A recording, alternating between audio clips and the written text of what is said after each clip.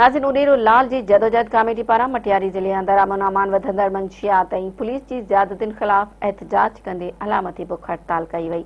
उन हवाले सां ॾिसूं था उॾेरो लाल मां गुल मोहम्मद हिंगोरो जी ही रिपोर्ट।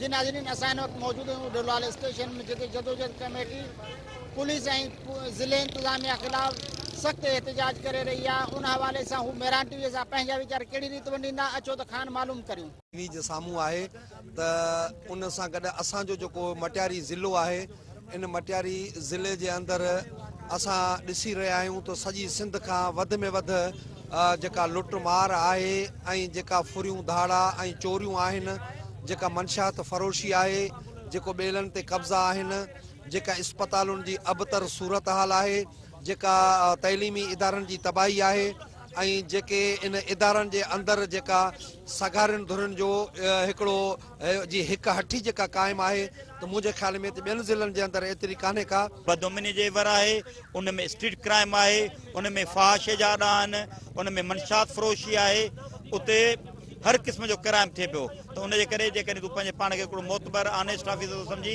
त हीउ ज़ुल्म बि तुंहिंजे हथनि में आहे। हिन ज़िले में अचु, खुली कचहरी कर ऐं माण्हुनि जा मसइला ॿुध। ॿियो, हिते जूं जेके इस्पतालूं आहिनि उहे कोस घर बणिजी चुकिया आहिनि। तव्हां कंहिं बि इस्पताल में असांजो हिननि छॾियो नंढे इस्पताल खे, उॾेरे स्टेशन इस्पताल छॾियो, मटियारी इस्पताल में वञो, हाला जी इस्पताल में वञो, सैदाबाद इस्पताल, इहे तव्हांखे रिफर लेटर ॾींदियूं, उते कुझु बि कोन्हे। में जेको हिते जो जेको मिलुनि खे अटो जहिड़ा मिले थो टारगेट, उन में जेको सो ग़रीब खे त को बि रिलीफ नथो मिले।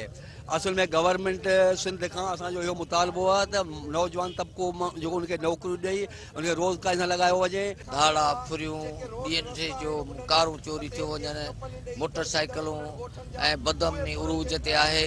हिते जी इंतिज़ामिया जेका आहे सा जुआ जा अॾा, मंशियात ऐं जेके बि धंधा जेके ॿ नंबर धंधा थियनि था, इहे पुलिस जे सरपरस्ती में थियनि था। ज़ाहिरा पुलिस पई हलाए, पुलिस ते एक्शन को बि कोन थो खजे। असांजो मुतालबो आहे त SHO खां वठी SP DSP ताईं FIR कटियूं वञनि। जेके मनेशियात जा अॻुवान आहिनि, जेके मनेशियात जा पैसा था वठनि, उन खां पोइ ॿियो जेको असां वटि 52 खूह आहिनि गैस ऐं तेल जा, उन्हनि जा जेके फंड आहिनि, जेके हिते आहिनि, हिते इवन जेको हिकिड़ो मौलवी आहे न, मौलाना, उहो बि वज़ीरस्तान मां घुरायो थो वञे, सिंधी माण्हूअ खे उन में बि कोन थो भर्ती कयो वञे। जी नाज़रीन, तव्हां जदोजहद कमेटी मटियारी जे अॻुवाननि जूं ॻाल्हियूं ॿुधियूं। हिन जो चवणु आहे त ज़िले में जेका बदअमनी ऐं पुलिस जी जेका दहशतगर्दी आहे, सहाफ़ियुनि जे मथां हमला ऐं ॿियूं कई वजाहत आहिनि, उन्हनि जे हवाले सां बुख हड़ताल कैंप लॻाई वई आहे। कैमरामैन सिजाद अली सां गॾु गुल मोहम्मद हिंगोरो, मेरान टीवी, उॾेरो।